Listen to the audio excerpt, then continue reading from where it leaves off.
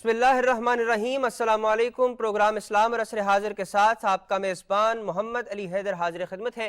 नाजरीन, ज़िलहज की आमद है और ज़िलहज की आमद के साथ ही कुर्बानी की तैयारियों का आगाज़ हो जाता है। कुर्बानी के जानवरों की मंडियाँ सज जाती हैं और कुर्बानी के जानवरों की खरीदो फरोख्त का सिलसिला सामने आया हो जाता है। और फिर हम देखते हैं कि मुख्तलिफ घरों, मोहल्लों और बस्तियों में कुर्बानी के जानवर भी आम नज़र आने लगते हैं। ये खासियत है ईद कुर्बा की, ईद उल अज़हा की। आज इस हवाले से बात करेंगे कि कुर्बानी के मसाइल क्या हैं और इसकी फजीलत क्या है। इस हवाले से हमारी रहनुमाई फरमाएंगे हमेशा की तरह जनाब अल्लामा शफ़ात रसूल। आपके साथ तशरीफ़ फरमा है मारूफ मजहबी स्कॉलर जनाब मुफ्ती मोहम्मद इकबाल कादरी। मैं आप दोनों की तशरीफ़ आवरी पर आपका मशकूर हूँ। अल्लामा साहब, जिस तरह के आज का हमारा मौजू है कि मसाइल और फ़ज़ाइल कुर्बानी, मैं चाहूँगा इस हवाले से कुछ इब्तिदाई कलिमात इरशाद हों। बिस्मिल्लाहिर्रहमानिर्रहीम। लफ्ज़ कुर्बानी कुर्बान से है, ठीक। और कुर्बान का लफ्ज़ कुरान पाक में मुतअद्दिद मकामात पर इस्तेमाल हुआ। अगर उसका इहाता किया जाए तो 3 से 4 जगहों पर यह लफ्ज़ इस्तेमाल हुआ। जिस तरह कुरान पाक में हत्ता यअतियाना बिकुर्बानिन तअकुलुहुन्नार, इसी तरीके से इससे पहले भी कुरान पाक में इस्तेमाल हुआ। अब कुर्बान किसको कहते हैं? कुर्बान एक ख़ास जगह होती थी जहाँ पहली उम्मतें अपना हदिया और नजराना रखते थे। ठीक। उस जगह को, उस हदिये समेत उसको कुर्बान कहते थे। ठीक।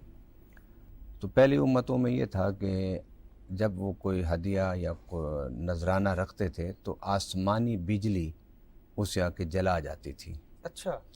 और ये उसका जला जाना, ये उसकी कबूलियत की निशानी होती थी। ठीक। जब नबी पाक सल्लल्लाहु अलैहि वसल्लम तशरीफ़ लाए तो आप क्योंकि रहमतुल लिल आलमीन हैं और आपका हर अमल इंसानियत की मनफ़ियत के लिए है, कुर्बानी का जला जाना ये उसकी कबूलियत की निशानी पहली किताबों में था। अच्छा। रब का फ़ैसला है, हम इस पर कोई बात नहीं कर कुछ सकते।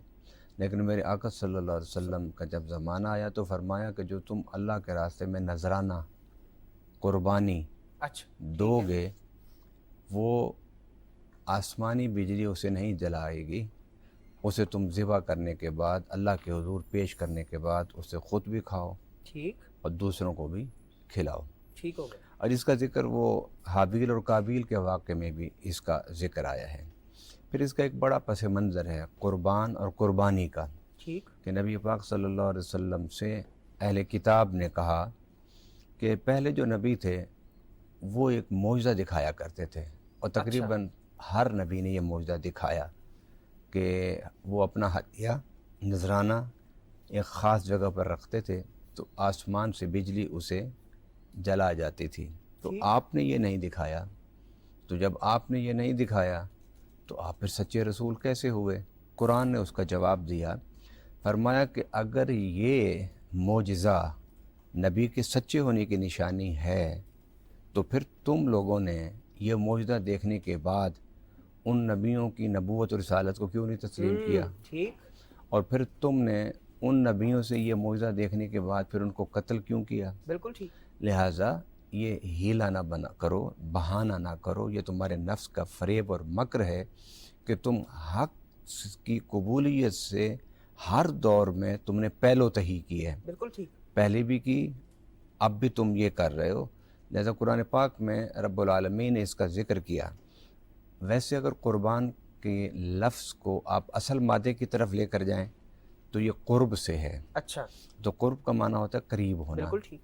अब अल्लाह ताला से हमारा जो कुर्ब है ना, वो ना ज़मानी हो सकता है ना मकानी हो सकता है। बिल्कुल ऐसे, क्योंकि रब्बुल आलमीन ज़मान व मकान से पाक है और बुलंद है। अब अल्लाह से कुर्ब जो हम हासिल करेंगे अमल के ज़रिए से, अपने हदिये के ज़रिए से, अपने जानवर के ज़रिए से, वो फिर कुर्ब कौन सा कुर्ब होगा जी? तो उसके बारे में उलमाए किराम फरमाते हैं कि ये जो कुर्ब है ये कुर्ब ज़ाती नहीं होगा, ये कुर्ब सिफ़ाती होगा। अच्छा। नबी पाक सल्लल्लाहु अलैहि वसल्लम ने फरमाया तखल्लक़ू बिअख़लाक़िल्लाह, कि अपने अंदर अल्लाह की सिफ़ात पैदा करते जाओ, और जितने ज़्यादा सिफ़ात अल्लाह के अपने अंदर पैदा करते जाओगे और उन अखलाक से अपने आप को मुत्तसिफ़ करते जाओगे तो अल्लाह का कुर्ब हासिल करते जाओगे। इसी तरीके से कुरान पाक में रब्बुल आलमीन ने एक जगह फरमाया हुवा माकुम ऐना मा कुंतुम, तुम जहाँ भी होगे वो तुम्हारे साथ है। ठीक। और एक जगह कुरान पाक में ये भी फरमाया कि तादाद का जिक्र करते हुए इस तरह कि तुम 2 हो तो तीसरा वो होता है, तुम 3 हो तो चौथा वो होता है, तुम 4 हो तो 5वां वो होता है, तुम 5 हो तो छठा वो होता है। मतलब है कि रब्बुल आलमीन तो हर वक्त बंदे के करीब है। बेशक। अब सवाल ये है कि बंदा कैसे करीब हो, हाँ, तो वो ठीक। आमाल से होता बिल्कुल है। ऐसे। एक जगह फरमाया फ़क़्तर कल्ला ला तुते हो वक्त वस्जुद वक्तरिब, कि ये जो शैतान है ना, ये तुम्हें कभी भी नेकी की तरफ नहीं आना देगा, और अगर तुम आओगे अल्लाह की तरफ, कुर्ब चाहते हो अल्लाह का, तो फिर सजदा करो। सजदा भी कुर्ब का ज़रिया है। ये जो हम जानवर ज़िबा करेंगे ये भी रब के कुर्ब का ज़रिया है। और ये जो जानवर को ज़िबा करके अल्लाह की बारगाह में जिसे हम कुर्बानी कहते हैं, ये कोई सिलसिला हज़ूर सल्लल्लाहु अलैहि वसल्लम के ज़माने मुबारक से नहीं है, अच्छा। बल्कि ये पुराना, बल्कि यूँ कहिए कि जब से नबूवत और रिसालत का सिलसिला शुरू हुआ है, जानवर यानी अपने माल के ज़रिए से अल्लाह का कुर्ब हासिल करने का ये रास्ता मौजूद है। जिस तरह कुरान पाक में रोज़े के बारे में है, या अय्युहल्लज़ीना आमनू कुतिबा अलैकुमुस्सियाम कमा कुतिबा अलल्लज़ीना मिन क़ब्लिकुम लअल्लकुम तत्तक़ून, क्या ईमान वालों तुम पर रोज़े फ़र्ज़ किए गए। ये तुम पर ही नहीं फ़र्ज़ किए गए, तुमसे जो पहले थे उन पर भी। वलिकुल्लि उम्मतिन जालना मनसकन, कि हमने हर उम्मत के लिए ये जो नुस्ख, इसको भी कहते हैं कुर्बानी, ये हमने फ़र्ज़ की हुई थी, वाजिब की हुई थी। लिहाजा रब्बुल आलमीन इस मौके पर ये देखना चाहता है कि मेरा बंदा क्या अपना माल मेरे रास्ते में कुर्बान करने की इस्तिताअत रखता है या नहीं रखता। दरहकीकत ये बात समझने के लिए ज़रूरी है कि हमने जब अल्लाह को सब कुछ माना, तो फिर देखना ये है कि हम अल्लाह की किस किस मामले में बात मानते हैं। अपने वक्त के मामले में, अपने ज़ात के मामले में, अपनी औलाद के मामले में, और अपने माल के मामले में। जब ये सब कुछ हम अल्लाह के लिए कुर्बान करना और देना और इस्तेमाल करना शुरू कर देंगे, तो हमारा सफ़र शुरू होगा रब के करीब होने का। बिल्कुल ऐसे। मुफ्ती साहब, क्या हिकमत है, क्या फ़लसफ़ा है ईद उल अज़हा के मौके पर की जाने वाली इस कुर्बानी के पीछे? जिस तरह कुरान करीम में अल्लाह ताला इरशाद फरमाया सूरतुल कौसर के अंदर, फसल्लि लिरब्बिका वनहर, कि प्यारे महबूब सल्लल्लाहु अलैहि वसल्लम आप अपने रब की नमाज़ पढ़िए और कुर्बानी कीजिए। और इस सूरतुल कौसर का शान नुज़ूल कि आपके सैयद दो आलम सल्लल्लाहु अलैहि वसल्लम के साहबजादे जब विसाल फरमा जाते हैं, और काफिर जो हैं वो तानो तशनी करते हैं कि अगर मोहम्मद सल्लल्लाहु अलैहि वसल्लम नबी होते तो इनकी औलाद का सिलसिला जारी रहता। आप रंजीदा हुए तो आप सल्लल्लाहु अलैहि वसल्लम को ढारस बंधाने के लिए हुजूर सैयद दो आलम सल्लल्लाहु अलैहि वसल्लम को आपकी तबीयत को खुश करने के लिए अल्लाह ताला ने ये सूरत नाजिल फरमाई। ये लम्हात क्या हैं कि बेटा दुनिया से रहलत कर गया, आपको काफिरों ने ताना दिया, और फिर जिस तरफ किबला पीर साहब फरमा रहे थे कि कुर्बत, हालांकि हमारे मुआशरे में देखा जाए तो इस मौके के ऊपर बिल्कुल हम तो इबादत हर चीज़ छोड़ देते हैं जब कोई मतलब दुनिया से हमारा चचा आता है या करीबी चला जाए। लेकिन अल्लाह ताला इस ख़ास मौके के ऊपर भी इरशाद फरमा रहा है, फसल्लि लिरब्बिका वनहर, आप अपने रब की नमाज पढ़िए और कुर्बानी कीजिए। तो ये अल्लाह ताला के कुर्ब का ज़रिया है। और जो हुजूर ताजदार कायनात सल्लल्लाहु अलैहि वसल्लम ने इरशाद फरमाया तिरमिज़ी शरीफ की हदीस मुबारक के, ईद उल अज़हा के दिन रब्बे ज़ुल जलाल को सबसे जो प्यारा अमल है जो बंदा करता है वो है नमाज। और नमाज फ़जर, नमाज ईद के बाद सबसे जो कीमती प्यारा अमल है बंदे का वह है ज़बह करना, कुर्बानी करना। तो जब सबसे अच्छा अमल अल्लाह ताला को ईद उल अज़हा के दिन कुर्बानी का है, तो ये भी कुर्बत का सबब है। और ईद को कहा भी ईद इसलिए कहा जाता है कि लौट कर आने वाली चीज़, लौट कर आने वाली खुशी, के मुहद्दिसीन उलमा फरमाते हैं कि ईद उल अज़हा का एक माना मफ़हूम ये भी है ना कि ये जो खुशी है पलट पलट कर हर साल आती है, इसलिए इसको ईद कहते हैं। और कुर्बानी के ज़रिए बंदा अल्लाह ताला का कुर्ब पाता है। बिल्कुल ठीक। और कुर्बानी के ज़रिए बंदे की मग़फ़िरत कर दी जाती है, तो इसलिए इसको ईद कहा जाता है। और हदीस मुबारक है कि ताजदार कायनात सल्लल्लाहु अलैहि वसल्लम ने इरशाद फरमाया कि जब तुम कुर्बानी करो تو خوشی سے کرو ٹھیک کہ یہ جو قربانی ہے قیامت کے دن تمہارے لیے جہنم سے ایک آڑ اور ایک پردہ بن کے تو سامنے آئے گی. بے شک. تو اس خوشی اس مغفرت کو حاصل کرنے کے لیے بندہ ہر سال قربانی کرتا ہے. اس لیے جو ہے قربانی کی بڑی اہمیت اور فضیلت ہے. علامہ صاحب، دین اسلام میں قربانی کی کیا حیثیت ہے؟ عید الاضحیٰ کے موقع پر کی جانے والی قربانی آیا سنت ہے، فرض ہے یا واجب ہے؟ اور دوسرا یہ کہ کیا طریقہ کار ہونا چاہیے جانور کی خرید کا، اور ہمیں کن چیزوں کا خیال کرنا چاہیے جب جانور خرید رہے ہوں؟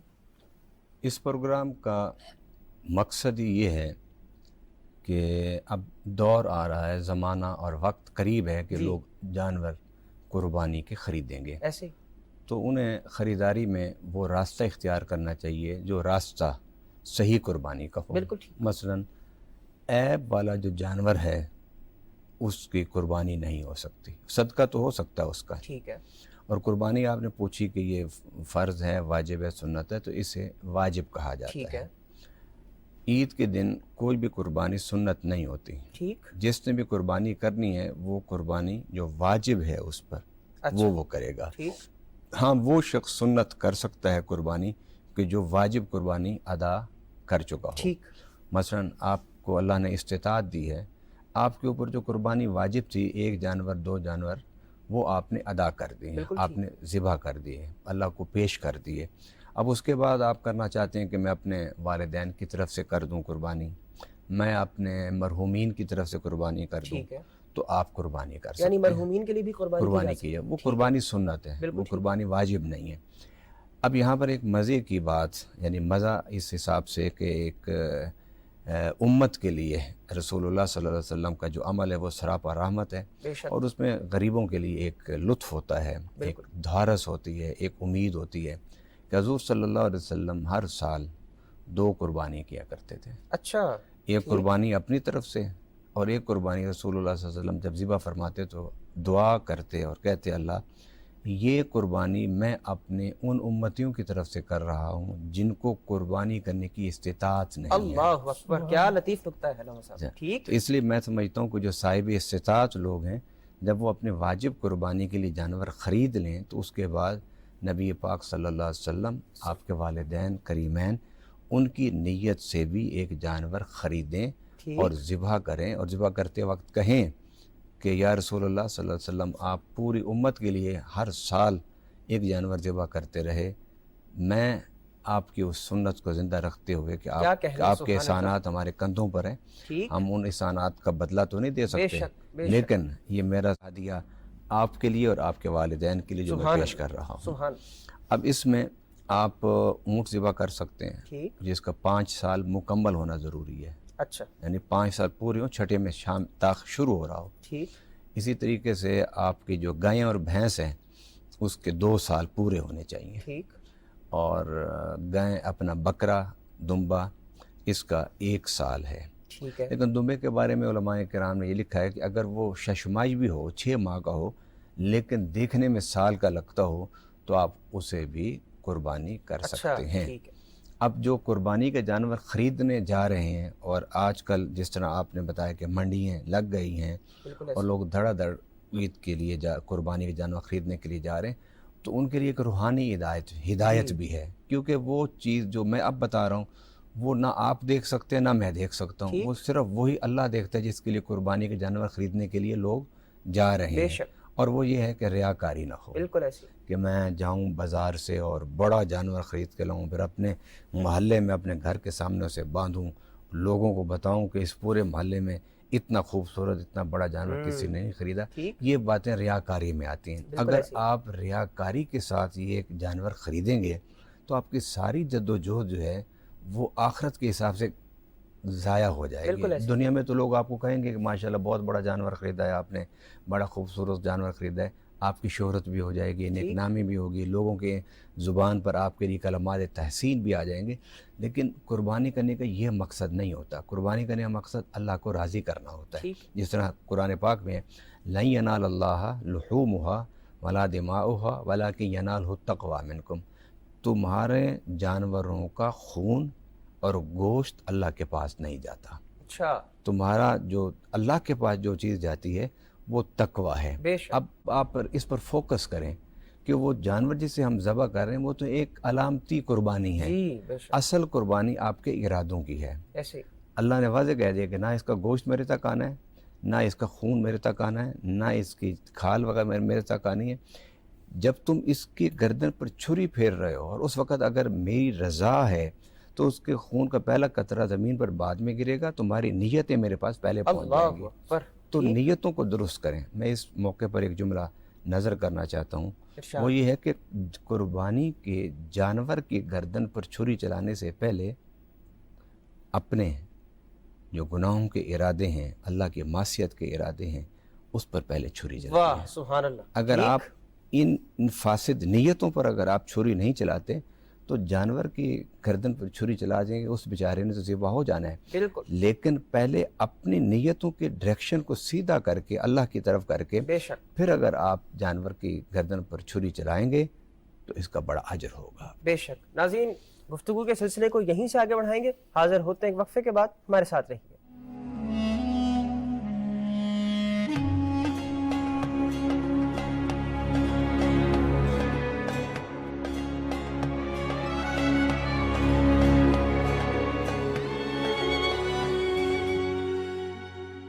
ایک دفعہ پھر پروگرام میں خوش آمدید، اور آج ہم بات کر رہے ہیں قربانی کے مسائل اور فضائل کے حوالے سے. مفتی صاحب آپ کی جانب بڑھوں گا. کیا طریقہ کار ہونا چاہیے؟ ایک تو قربانی کا یہ اس پر تو بات ہو گئی، لیکن کچھ جانوروں کے حوالے سے کنفیوژن بھی ہے.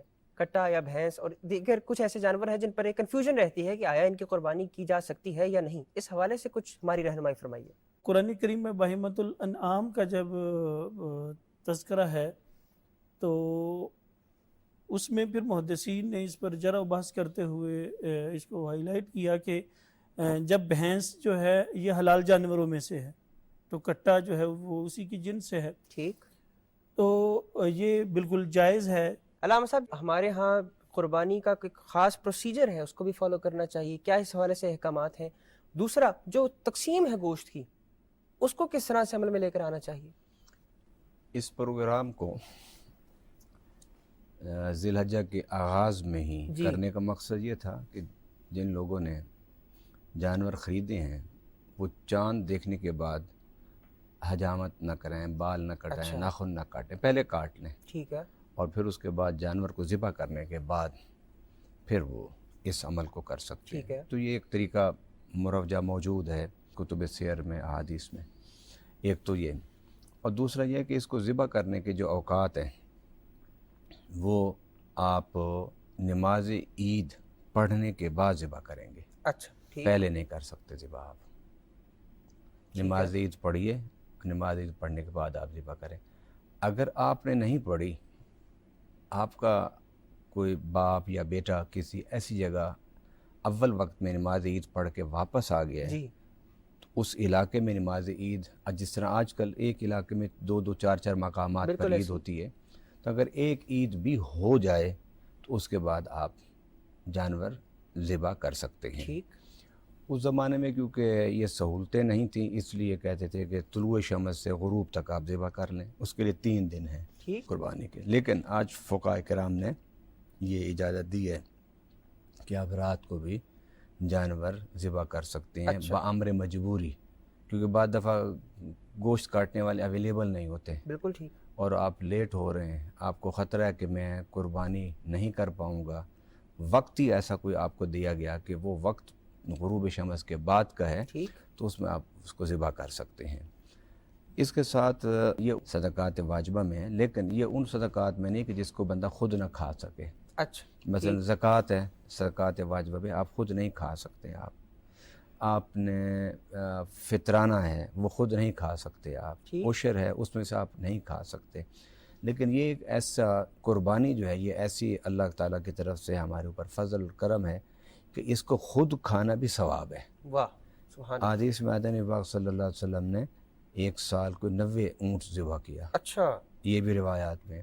تو میرے آقا صلی اللہ علیہ وسلم نے فرمایا کہ ہر اونٹ میں سے 1 2 2 بوٹیاں اکٹھی کر کے لاؤ، میں اسے مکس کر کے بنا کے اسے کھاؤں گا. اچھا.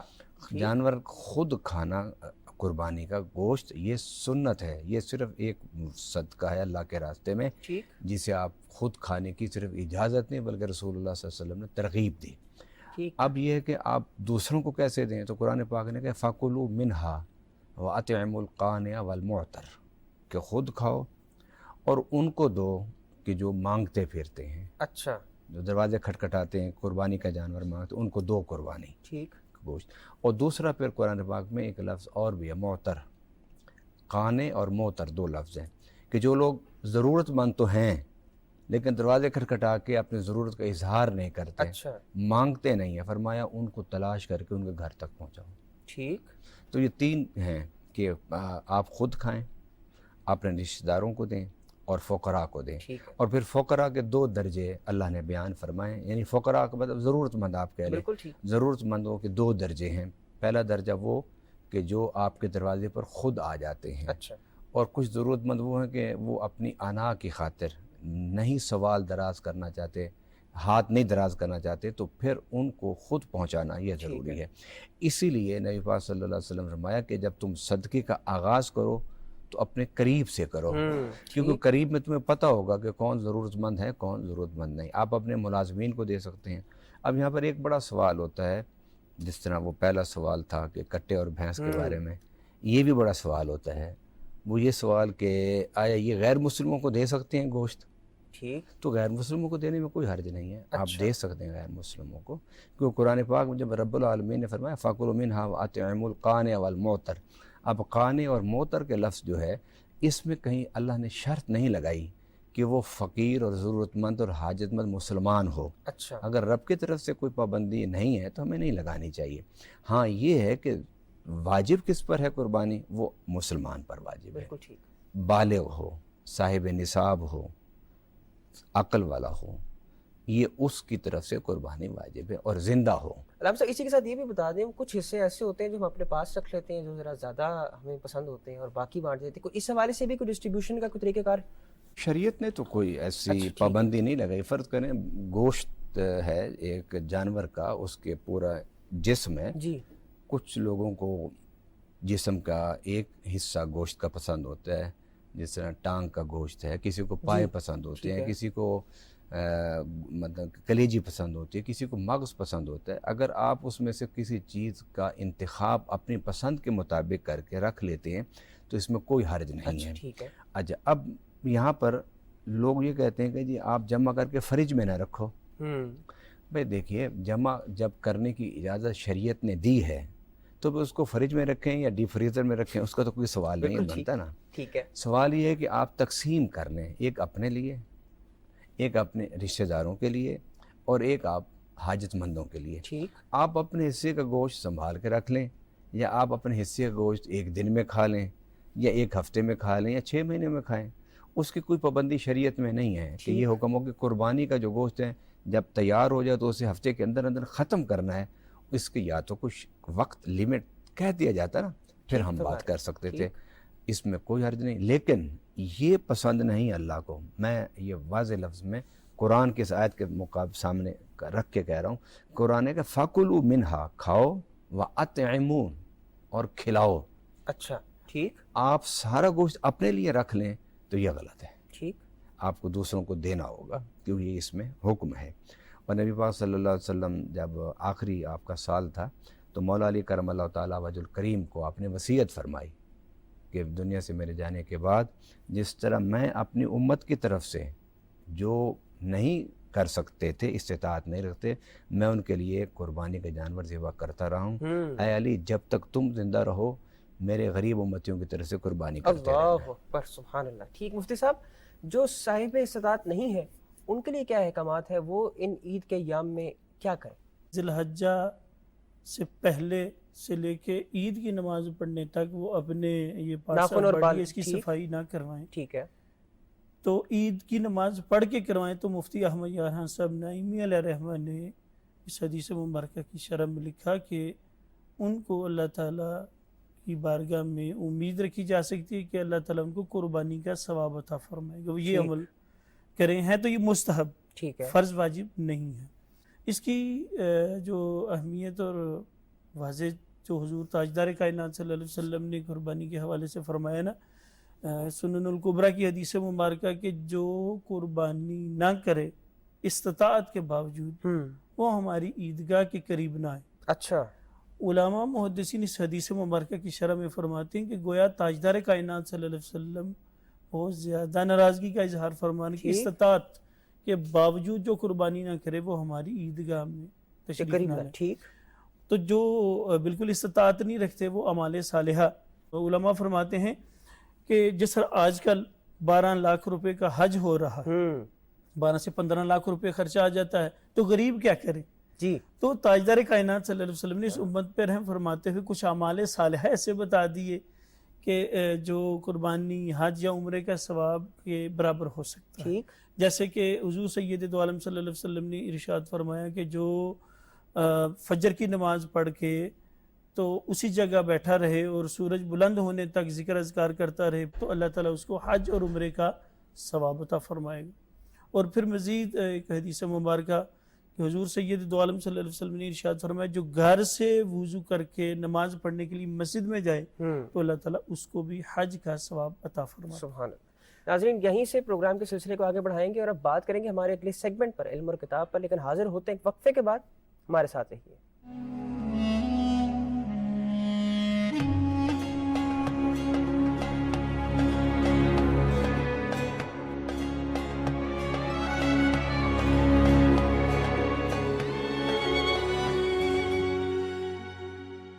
ایک دفعہ پھر پروگرام میں خوش آمدید، اور اب حاضر ہوئے ہیں اپنے سیگمنٹ علم اور کتاب کے ساتھ، اور علامہ صاحب کی جانب بڑھیں گے اور ہمیشہ کی طرح آج بھی جانیں گے کہ ہم کس کتاب پر گفتگو کر رہے ہیں۔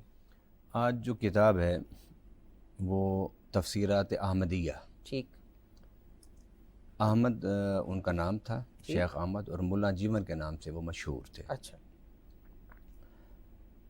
ہماری کوشش یہ ہوتی ہے کہ ہم قرآن فہمی کے سفر کو آسان بنائیں بے شک، تاکہ لوگ خود قرآن سے استفادہ کرنے کے لیے اپنے آپ کو تیار کر پائیں۔ اب قرآن پاک میں جو آیات ہیں وہ عقائد کی بھی ہیں، ٹھیک، قرآن پاک میں آیات احکام کی بھی ہیں، قرآن پاک میں آیات انبیاء کرام کے قصص کی بھی ہیں، ٹھیک، قرآن پاک میں آیات فرعون، نمرود، حامان، شداد جو نیگیٹو کریکٹرز ہیں شیطان کے، ان کی بھی ہیں۔ قرآن پاک میں آیات تخلیق کائنات کے بارے میں بھی ہیں۔ قرآن پاک میں آیات جو ہیں وہ جنت اور دوزخ کے بارے میں بھی ہیں۔ قرآن پاک میں اللہ تعالیٰ نے موت کے بارے میں بڑی تفصیل سے گفتگو فرمائی۔ بالکل ٹھیک، قرآن پاک میں رب العالمین نے تسخیر کائنات پر بھی بڑی گفتگو فرمائی۔ الغرض قرآن پاک کی آیات کو آپ تنوع کے اعتبار سے اگر تقسیم کریں تو بے شمار انواع بنتے ہیں۔ ٹھیک ہے، ملا جیون شیخ احمد، انہوں نے ایک بڑی اہم کوشش کی۔ ٹھیک، انہوں نے یہ کوشش کی کہ وہ آیات جو احکام شرعیہ کے بارے میں ہیں ان کو اکٹھا کر دیا۔ اچھا، ٹھیک، احکام شرعیہ میں نماز، روزہ، حج، زکوٰۃ، عشر، قربانی، یہ سارے جو معاملات یعنی احکام شرعیہ کے بارے میں، جس میں یہ بھی طلاق، جی، عدت، نکاح، دودھ پلانے کے مسائل، ان سب کو انہوں نے سہولت کی خاطر کہ جو یہ جاننا چاہے کہ میرا رب مجھے کن احکامات شرعیہ کا مکلف کرتا ہے میں ان کو دیکھوں، تو انہوں نے ان آیات کو اکٹھا کیا ہے۔ ٹھیک، اب احکام شرعیہ اس کو جاننے کے لیے ناسخ منسوخ کا جاننا بڑا ضروری تھا، تو انہوں نے پھر ناسخ منسوخ پر بھی بڑی تفصیل سے بحث کی ہے۔ مثلا آپ یہ دیکھیے کہ قرآن پاک میں رب العالمین نے فرمایا کہ جب تم میں سے کسی کو موت آئے، یہ ملا جیون لکھتے ہیں ناسخ منسوخ کی وضاحت کرتے ہوئے، جب تم میں سے کسی کو موت ہے تو اس سے پہلے ضروری ہے کہ وہ وصیت کرے۔ اچھا، تو اس کا مطلب یہ تھا کہ وصیت کرنا ہر شخص پر فرض تھا، لیکن جب اللہ تعالیٰ نے سورۃ النساء میں وراثت کے تقسیم کے سارے احکامات بالتفصیل بیان فرما دیے، تو اب علماء کرام فرماتے ہیں کہ اب وصیت کی جو فرضیت ہے وہ منسوخ ہو گئی۔ اچھا، کیونکہ تقسیم وراثت کے احکامات بڑی تفصیل سے آ گئے ہیں۔ بالکل ٹھیک، اب یہ ناسخ منسوخ کا اگر آپ کے پاس علم نہیں ہوگا تو آپ قرآن کی احکامات کی جو آیات ہیں ان پر عمل کرنے میں بھی آپ کو دشواری ہوگی. ٹھیک ہے. اس لیے علماء کرام فرماتے ہیں کہ وصیت کا حکم درجہ فرضیت میں تو منسوخ ہے لیکن درجہ استحباب میں اب بھی رائج ہے. اچھا. اگر کوئی شخص اپنے مال میں سے وصیت کر جاتا ہے کہ میرا اتنا مال کسی کار خیر میں لگا دینا، کسی ہسپتال میں، کسی سکول میں، کسی مدرسہ میں، کسی مسجد کو بنانے کے لیے، یا کسی بچی کی شادی کی بیاہ کے لیے، یا کسی ہاسپٹل کے لیے، الغرض جیسا اس کا ذہن ہو، وہ اگر کوئی وصیت کرتا ہے تو وہ وصیت کرنا ناجائز نہیں ہوگا. اچھا. وصیت کرنا اس کو جائز ہوگا. ٹھیک.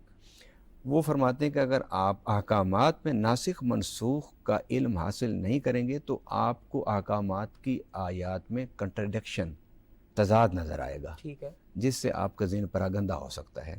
مثلا قرآن پاک میں نا وَالَّذِينَ يُطِيقُونَهُ فِدْيَةٌ طَعَامُ مِسْكِينٍ، جب روزہ فرض ہوا تو اس میں یہ فرمایا کہ مسافر کو رخصت ہے، بیمار کو رخصت ہے. یہ بھی فرما دیا کہ طاقت رکھتا ہو وہ بھی نہ رکھنا چاہے تو وہ بھی فدیہ دے دے. اچھا. ٹھیک ہے. اچھا، پھر اس کے بعد کچھ عرصے کے بعد جب مسلمانوں کو عادت پڑ گئی روزہ رکھنے کی، کیونکہ اسلام میں ایک تدریج ہے، جی. اور اسلام میں تدریج ہے، اور بڑی عجیب سی بات ہے ہماری تبلیغ میں کوئی تدریجی تربیت نہیں ہے. بہت اہم نقطہ. ہمارے یہاں نہیں ہے. ہم کہتے ہیں جو آتا ہے نا اس کو آیت پڑھ کے سنا دیتے ہیں ادخلوا فی السلم کافہ، اسلام میں پورے کے پورے داخل ہو جائے. بالکل ٹھیک ہے یہ آیت، لیکن ایک انسان کی طاقت بشریہ کو سامنے رکھتے ہوئے اور اس کا ایک مختلف ماحول میں ساری زندگی گزارنے والے کی اس نفسیات کو دیکھتے ہوئے جب تک آپ تدریج کے ساتھ اس کو مائل نہیں کریں گے اور یکدم آتے ہی اس کے سر پر 100 احکامات شریعت کے رکھ دیں گے، وہ تو کچھ بھی نہیں کر پائے گا. اچھا، اب اس میں اسلام میں یہ تھا کہ آہستہ آہستہ جب 1-2 سال گزر گئے اس کے بعد اللہ تعالیٰ نے فرما دیا کہ شہر رمضان الذی انزل فیہ القرآن ھدی للناس بینات من الھدی والفرقان فمن شہد منکم الشہر فلیصم ومن کان منکم مریضا علی سفر فدیۃ من ایام اخر. فرمایا کہ پہلے 3 کو رخصت تھی کہ وہ فدیہ دے دے، مطلب ہے کہ روزہ چھوڑ سکتے ہیں، اور جو طاقت رکھتا ہے وہ فدیہ دے دے اگر نہیں روزہ رکھتا. لیکن پھر فرمایا فمن شاہد منکم الشہر فلیصم، اب وہ شخص جو رمضان کا روزہ، رمضان کا مہینہ پائے گا اس پر فرض ہے کہ وہ روزہ رکھے، سوائے اس مریض کے کہ جو ڈاکٹر ڈکلیئر کر دے کہ یہ تا حیات روزہ رکھنے سے اب معذور ہے تو وہ فدیہ دے سکتا ہے. تو مولانا جیون علیہ الرحمہ نے ایک بہت بڑا راستہ کھولا ہے قرآن فہمی کے لیے، اور بالخصوص احکامات کی جو آیات ہیں مثلا نماز کے بارے میں، روزے کے بارے میں، کیونکہ وہ ذرا حنفی تھے، یعنی وہ حنفی المسلک تھے، حنفی المذہب تھے، تو انہوں نے قرآن پاک کی ان آیات کو جس جگہ ضرورت محسوس کی تو انہوں نے فقہ حنفی کی تعبیرات کو بھی ساتھ بیان کر دیا. باقی بھی بیان کی لیکن فقہ حنفی کی تعبیرات کو بھی بیان کر دیا. مثلا اب اسی کے معاملے میں کہ قربانی کے معاملے میں ایک میں مسئلہ بتاتا جاؤں. قربانی کے معاملے میں یہ کہ امام ابو حنیفہ کے نزدیک رحمہ اللہ کے نزدیک واجب ہے، لیکن باقی ائمہ اس کو سنت کہتے ہیں. اس پر بھی انہوں نے بڑی بہترین تطبیق کی ہے. ان کا کہ سنت کا مطلب یہ نہیں کہ آپ اس کو کریں یا نہ کریں. اچھا، جس طرح ہم عصر کی سنتیں پڑھ لیں تو ٹھیک ہے، نہ پڑھیں تو کوئی گناہ نہیں. وہ کہتے ہیں یہ نہیں ان کا مقصد. وہ جو سنت ہے علی طریق سنت الرسول، ان کا کہ یہ جو قربانی ہے یہ ہمیں ملی ہے نبی پاک صلی اللہ علیہ وسلم کے طریقے سے، حضرت ابراہیم کے طریقے. اس کو سنت ابراہیمی بھی کہتے ہیں نا اس قربانی کو، کہ حضرت ابراہیم علیہ السلام اسماعیل کو ذبح کر رہے تھے تو رب العالمین نے جنت سے مینڈا بھیج دیا، تو رب نے کہا کہ اے ابراہیم میں نے تیری قربانی کو قبول کر لیا، اور اسماعیل بغیر ذبح ہوئے اب قیامت تک کیا جنت تک میں ان کو اگر پکارا جائے گا تو ذبیح اللہ کہہ کے پکارا جائے گا. ٹھیک. مفتی صاحب، تاریخ اسلام میں مختلف تفاسیر ہمیں نظر آتی ہیں، قرآن فہمی کے حوالے سے ان تفاسیر کی کیا اہمیت ہے؟ حضرت عبداللہ ابن عباس سے لے کے تو آج عصر حاضر تک بہت زیادہ تفاسیر لکھی گئی، ہر ایک کا ایک اپنا کرائٹیریا اور ایک خصوصیات ہیں. ایسے ہی مولا جیون علیہ رحمن تفسیرات احمدیہ جو تحریر فرمائی، اس کی بھی کہ آپ ہی کی ذات کو دیکھا جائے تو آپ بہت بڑے، آپ کی ذہانت فطانت دیکھی جائے تو آپ بالکل 7 سال کے ہیں. تو قرآن پاک کی جو حفظ القرآن کا معاملہ ہے، کہ حفظ قرآن پاک کا حفظ والا وہ اس پروسیس کو آپ 7 سال میں مکمل کر لیتے ہیں، اور پھر آگے بڑھتے ہیں 14 سال کی عمر میں نصابی کتب کا آغاز کر کے، تو 22 سال کی عمر میں آپ اس کی تکمیل کر لیتے ہیں، اور پھر اتنی جینیس شخصیت، اتنی ذہانت فطانت والی ہستی ہو کہ آپ نے پھر وہ تفسیرات احمدیہ اور 6666 کم و بیش جو آیات ہیں جی ان میں سے 500 آیات جو احکام کے اوپر مشتمل ہیں ان کو علیحدہ کر کے ان کے اوپر ہر لحاظ سے ناسخ منسوخ کے حوالے سے، اعراب کے حوالے سے، صرفی نحوی حوالے سے آپ نے جو جس طرح جرح بحث کی ہے وہ بڑی خصوصیت کی حامل ہے۔ جب تک اس کو نہیں بندہ پڑھے گا یا سنے گا تو اس کی اہمیت اور افادیت بتائے۔ وہ ایک روایت ہے نا کہ مولا کائنات حضرت علی رضی اللہ تعالیٰ عنہ کوفہ کی جامع مسجد میں داخل ہوئے جی تو دیکھا کہ ایک ایسا بندہ تفسیر بیان کر رہا ہے کہ جس کو ناسخ منسوخ کا ہی پتہ نہیں، بہت زیادہ مہارت نہیں ہے، تو آپ مسجد میں انٹر ہوئے تو دیکھا کہ وہ اس کے بارے میں معروف تھا کہ یہ بندہ جاہل ہے۔ ٹھیک قریب گئے تو وہ آپ نے روایت کے لفظ ہیں کہ اس کو بازو سے پکڑ کے مسجد ممبر سے ہی اتار دی۔ اچھا کہ تمہیں پوچھا کہ آپ کو ناسخ و منسوخ کا پتہ ہے؟ کہا نہیں۔ تو پھر کہا تم درس کیسے دے رہے، تفسیر قرآن کیسے بیان کر رہے ہو؟ تو یہ بہت بڑا ایک سمندر علم ہے کہ جو ساری آیات کے اوپر ایک مہارت رکھنا۔ اور جس طرح دیکھیں کہ اگر جس طرح قبلہ فرما رہے تھے کہ جب آیات کا شان نزول جب پتہ بیک گراؤنڈ ہی نہیں پتہ ہوگا کہ اس وقت حالات کیا چل رہے تھے، کس وقت آیت نازل ہوئی، تو سمجھانے والے کو بھی کوفت ہوگی۔ تو یہ تفسیر کی بڑی اہمیت ہے۔ تفسیر کے لیے ہی تو حضرت عباس رضی اللہ تعالیٰ عنہ کے لیے سید دو عالم صلی اللہ علیہ وسلم نے دعا فرمائی کہ یا رب العالمین کو تفسیر کا علم عطا فرما۔ تو یہ ایک بہت بڑا کارنامہ ہے مفسرین کا جس سے ہم قرآن فہمی کو سمجھنے میں ہمارے لیے اثر۔ علامہ صاحب مزید اس کتاب سے ہمیں کیا سیکھنے کو ملتا ہے؟ میں نے پچھلے آپ کے سوال کے جواب میں بتایا کہ وہ حنفی المذہب تھے۔ میں آپ کے توسط سے، اس پروگرام کے توسط سے اپنے نوجوانوں کو یہ پیغام دینا چاہتا ہوں کہ حنفی المسلک کا مطلب یہ ہوتا ہے کہ امام ابو حنیفہ رحمۃ اللہ علیہ نے قرآن پاک کی آیات سے جو استنباط کیا، اجتہادات کیے، وہ قرآن کو سامنے رکھ کے کیا، ٹھیک ہے، اور احادیث کو سامنے رکھ کے کیا۔ میرا یہی دعویٰ امام مالک کے بارے میں بھی یہی ہے، جو انہوں نے استنباط کیے، مسائل کا استخراج کیا، وہ بھی قرآن اور حدیث کو پیش نظر رکھ کے کیا۔ ٹھیک، اسی طرح باقی جو ائمہ ہیں، باقی جو محدثین ہیں، ان میں سے کسی کی بھی حسن نیت پر شک نہیں کیا جا سکتا۔ بالکل ٹھیک۔ باقی انسانی ذہن ہے، وہ تحقیق کرتا ہے، وہ جستجو کرتا ہے، اور ہر جستجو اور تحقیق کرنے والے کا جو نتیجہ ہوتا ہے بعد دفعہ ایک جیسا ہوتا ہے مختلف ہو سکتی ہے اور بعد دفعہ مختلف بھی ہوتا ہے۔ مثلا میں آپ کو ایک چھوٹی سی مثال دوں کہ